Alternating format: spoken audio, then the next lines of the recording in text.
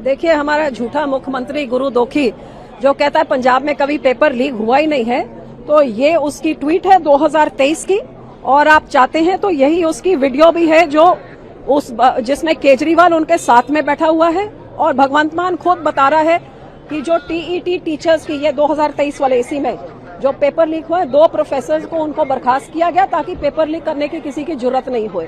So paper leak का proof तो इसी में है कि उसको बर्खास्त करना। और आपको हैरानी होगी कि पिछले 4 साल में पंजाब में 1 पेपर लीक, 2 पेपर लीक नहीं, 12 पेपर लीक हुए हैं।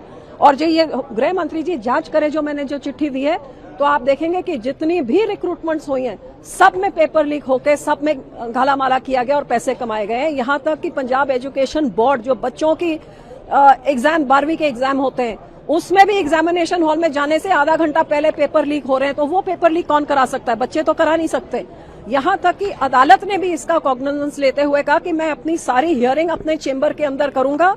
और ये जो जिस दिन यहाँ पे आके केजरीवाल, भगवंत मान और ये एजुकेशन मिनिस्टर इधर आके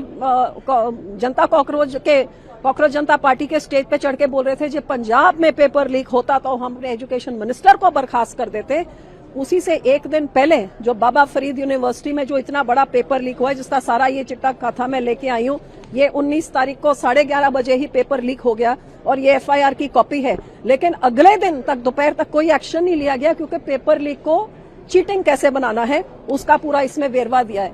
और जो भगवंत मान कह रहा है कि वहां कैमरा लेके किसी ने पेपर बाहर भेजा, तो ये मैंने पूरा वो एफआईआर उसकी निकलवाई है और क्या क्या बरामद हुआ जिन लोगों से, पूरी लिस्ट में एक भी कैमरा का जिक्र नहीं है, सिर्फ हेडफोन और माइक्रोफोन और डिवाइस है। क्यों? क्योंकि पेपर लीक पहले बाहर से सरकार ने किया और जिन बच्चों से पैसे लिए थे उनको माइक्रोफोन रही, डिवाइस रही, उनको सारे जवाब दिए जा रहे थे। यही कारण है कि 15 दिन बाद आज भी ये पेपर को कैंसिल नहीं किया गया है, अदालत ने स्टे किया है।